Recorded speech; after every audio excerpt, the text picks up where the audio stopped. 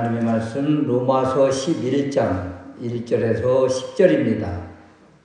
그러므로 내가 말하노니 하나님이 자기 백성을 버리셨느냐? 그럴 수 없느니라. 나도 이스라엘인이요 아브라함의 씨에서 난 자요 베냐민 지파라. 하나님이 그 미리 아신 자기 백성을 버리지 아니하셨나니 너희가 성경이 엘리야를 가리켜 말한 것을 알지 못하느냐? 그가 이스라엘을 하나님께 고발하되 주여 그들이 주의 선지자들을 죽였으며 주의 제단들을 헐어버렸고 나만 남았는데 내 목숨도 찾나이다 하니 그에게 하신 대답이 무엇이냐? 내가 나를 위하여 바알에게 무릎을 꿇지 아니한 사람 7천 두었다 하셨으니 그런즉 이와 같이 지금도 은혜로 택하심을 따라 남은 자가 있느니라. 만일 은혜로 된 것이면 행위로 말미암지 않음이니 그렇지 않으면 은혜가 은혜되지 못하느니라. 그런즉 어떠하냐? 이스라엘이 구하는 그것을 얻지 못하고 오직 택하심을 입은 자가 얻었고 그 남은 자들은 우둔하여 졌느니라. 기록된 바 하나님이 오늘까지 그들에게 혼미한 심령과 보지 못할 눈과 듣지 못할 귀를 주셨다 함과 같으니라. 또 다윗이 이르되 그들의 밥상이 올무와 덫과 거치는 것과 보응이 되게 하시옵고 그들의 눈은 흐려 보지 못하고 그들의 등은 항상 굳게 하옵소서 하였느니라. 아멘. 로마서 11장 1절에서 10절 말씀인데요. 자기 백성이라는 제목으로 말씀을 드리려고 합니다. 하나님은 과연 이스라엘을 버리셨는가? 하나님은 과연 자기 백성을 버리셨는가? 결코 그렇지 않다는 것입니다. 구원에는 차별이 없다고 했잖아요. 유대인이나 헬라인이나 차별이 없습니다. 누구든지 주의 이름을 부르는 자는 구원을 얻는다. 주를 믿는 자는 부끄러움을 당하지 않는다. 사람이 마음으로 믿어 의에 이르고 입으로 시인하여 구원에 이른다. 그런데 가장 먼저 구원받아야 될 이스라엘 백성들이 복음을 거부하고 있는 것입니다. 이들이 구원의 복음을 듣지 못해서 거부했을까요? 이해하지 못해서, 알지 못해서 거부했습니까? 그렇지 않습니다. 이방인들이라면 듣지 못해서 들을 기회가 없어서 믿지 못했다고 말할 수 있습니다.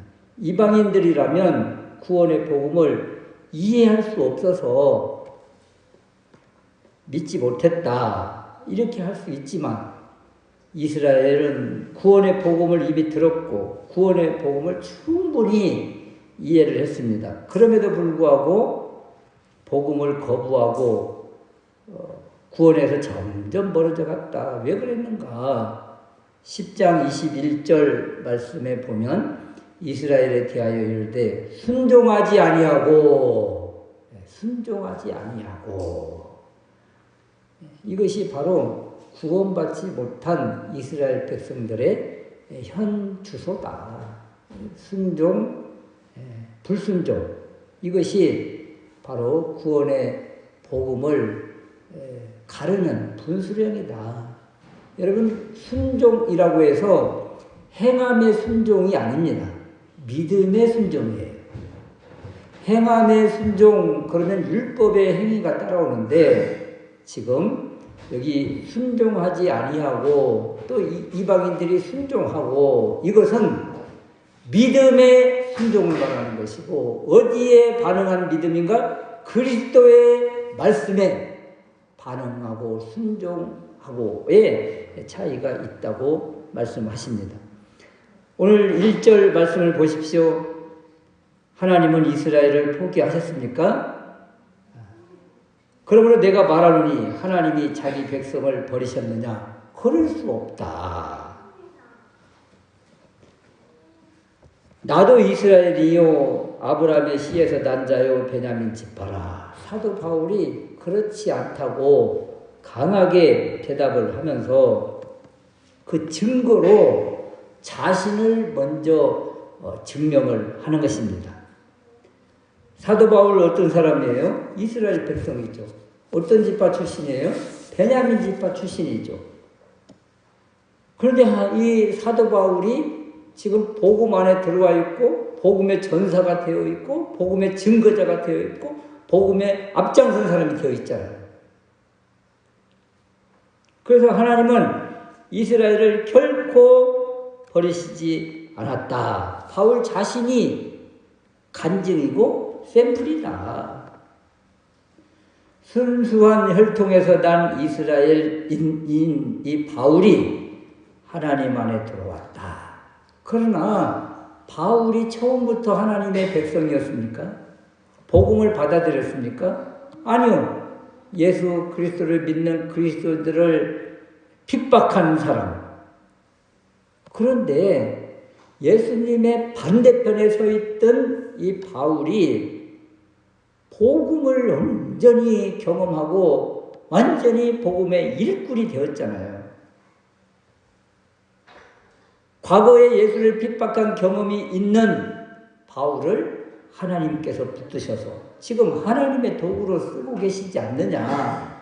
그러므로 하나님이 이스라엘 백성, 자기 백성을 버리셨느냐? 그렇지 않다. 이렇게 증명하면서 자신을 지금 통해서 증거하고 있는 것입니다. 두 번째 증거는 2절 말씀인데요. 하나님이 미리 하신 자기 백성을 버리지 아니하셨나니 너희가 성경이 엘리야를 가리켜 말한 것을 알지 못하느냐. 이번에는 두 번째 변호는 엘리야를 끄집어내고 있습니다. 하나님은 미리 아신 자기 백성을 버리지 않으십니다. 육신의 부모도 자기 자식이 아무리 흉악한 범죄를 저지를지라도 버리지 않는 것이 인지상정인데 하물며 하늘에 계신 하나님께서 택한 자기 백성을 버리시겠는가? 사도 바울은 지금 엘리야를 예로 들고 있는 것입니다. 엘리야 시대가 어떤 시대예요? 아합과 이세벨 시대입니다. 아합과 이세벨 시대 온통 우상이 장악했던 시대, 우상의 선지자들이 장악했던 시대, 하나님의 백성, 하나님의 제단들은 다 무너진 시대, 이런 시대, 갈멜산에서 바알과 아세라 선지자와의 대결, 이런 대결을 우리가 알잖아요. 그리고 이 대결을 통해서 후유증이 얼마나 컸습니까? 그러나도 핍박했던 아합과 이세벨이 갈멜산의 이 영적 전쟁 이후에 엘리야 선지자를 죽이려고 이거 혈안이 되었잖아요. 그 살기 위해서 로덴나무까지 아래까지 도망 다녔던 피신하고 다녔던 사람이 엘리야 선지자입니다. 이때 너무도 도망 다니다가 지치고 지쳐서 하나님께 하소연하지 않습니까? 3절 말씀에 보면 주여 그들이 주의 선지자들을 죽였으며 주의 제단들을 헐어버렸고 나만 남았는데 내 목숨도 찾나이다. 이게 지금 엘리야 선지자의 형편 아닙니까? 나만 남았는데 내 목숨을 찾고 있어요. 나 죽으면 이제 하나님 섬기는 사람 한 명도 없습니다. 이런 때예요. 엘리야에게 죽음의 그림자가 다가오고 있었던 이때, 이제 더 이상 도망갈 수도 없어서 차라리 나를 죽여달라고 이렇게 하나님께 자신의 고독과 외로움과 형편과 처지를 하소연하고 있는 이런 때, 이때 하나님의 대답이 무엇입니까? 4절 말씀에 그에게 하신 대답이 무엇이냐? 내가 나를 위하여 바알에게 무릎을 꿇지 아니한 사람 7,000명을 남겨두었다. 어마어마한 숫자가 지금 남아있는 거예요. 엘리야 선지자는 하나님을 섬기는 사람이 지금 나 혼자밖에 없는 줄 알았는데 하나님이 숨겨놓은 7,000명의 하나님의 사람이 있다고 지금 이야기를 해주고 있는 것입니다. 7천 명이 있다. 이거 어마어마한 거잖아요. 엘리야 선지자가 그냥 기절할 정도예요. 이 모습이 하나님의 은혜는 끊어지지 않는구나. 하나님의 보호하심, 하나님의 손길은 멈추지 않는구나. 하나님은 하나님의 사람을 어디에 있든지 반드시 붙들고 계시구나. 이걸 보여주고 있는 거예요. 엘리야 눈에는 하나님의 사람이 보이지 않아요. 어디에 있는지, 어디 숨었는지 몰라요. 알 수가 없어요. 그래서 자신 혼자만 지금 하나님 섬기는 사람인 줄 알았어요. 그런데 7천 명의 이 동역자들이 있다. 이것이 하나님이 이 7천 명을 다 지금 붙들고 요소요소에 지금 있게 하셨구나. 이 모습을 바라보면 하나님을 섬기는 사람은 혼자가 아니라는 거예요. 혼자처럼 느껴지지만 그 사람을 돕는 수많은 돕는 자가 있다. 이것을 우리에게 보여주고 있는 것입니다. 7천 명의 사람들을 숨겨 놓은 것처럼 우리를 돕는 사람들, 믿음의 사람이 이렇게 있는 것이다. 이것이 기독교의 역사 아닙니까? 다 멸망당한 것 같은데 교회는 계속 유지하고 있는 거예요. 중국에 믿는 사람이 다 숙청하고 다 교회를 불태우고 없는 것 같은데 기독교인이 지금 중국에 얼마나 많은지 알 수가 없어요. 북한의 기독교가 완전히 끊어진 줄 알았는데 지하에서 눈물로 기도하는 기도의 용사들이 있다는 거예요. 하나님이 보호하시고 숨겨놓은 하나님의 사람이 그런 핍박 속에서도 계속 유지하고 있다. 이것이 기독교의 역사예요. 망하는 것 같으나 망하지 않고 넘어지는 것 같으나 넘어지지 않는 것, 이것이 교회입니다. 교회. 하나님은 엘리야 선지자를 붙들고 그리고 7천 명을 붙들어 주시는 것처럼 교회가 다 무너지는 것 같지만 그래도 하나님의 교회는 계속 세워져 있는 것이고 유지하는 것이고 하나님이 붙들기 때문에 그런 것이다. 마귀는 우는 사자처럼 집어삼키려고 하겠죠. 권력을 동원하고 물질을 동원하고 세상을 다 동원해서 하나님의 사람을 죽이려고 하는 것이죠. 그러나 결코 죽일 수 없는 것이 하나님이 세우신 교회요 하나님의 사람이라. 그래서 이 하나님께서 붙들어 주고 보호해 주시는 남은 자가 있다. 5절 말씀에 그런즉 이와 같이 이제도 은혜로 택하심을 따라 남은 자가 있다. 우리가 이 남은 자 아닙니까? 지금도 택하심을 따라 남은 자가 있다. 그래서 하나님은 이스라엘 백성, 자기 백성을 버리지 아니하시고 어디에 있든지 결국은 돌아오게 하시는데 그 돌아오시게 하시는 방법 중에 하나가 먼저 이방인을 돌아오게 하고 그 다음 유대인을 돌아오게 하는 계획이 이제 하나님의 마지막 구원 계획의 모습이다. 그렇다면 먼저 돌아온 우리입니다. 이제 이스라엘과 우리와의 관계를 통해서 이제 살펴보면 먼저 돌아온 사람이 우리예요. 우리. 이스라엘은요 먼저 하나님의 택하심을 받고 하나님의 복을 받은 사람들이 이스라엘 민족이에요. 그런데 이스라엘 민족이 예수님을 배척하고 예수 믿는 사람들을 핍박하는 박해자가 되어 있습니다.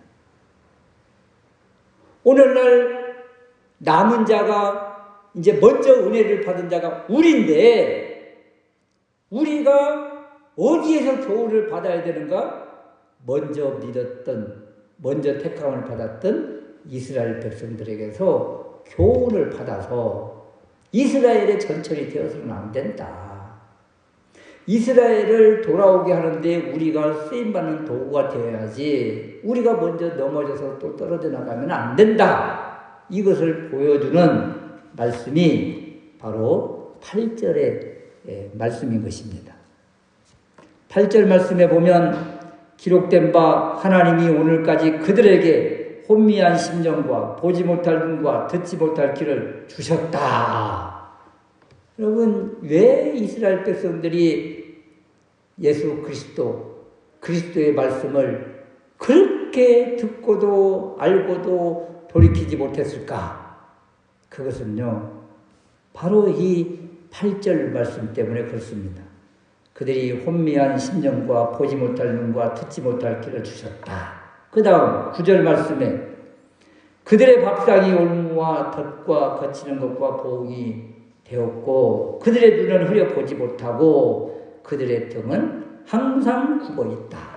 그래서 그들이 예수 그리스도 안으로 돌아오지 못하고 있다는 거예요.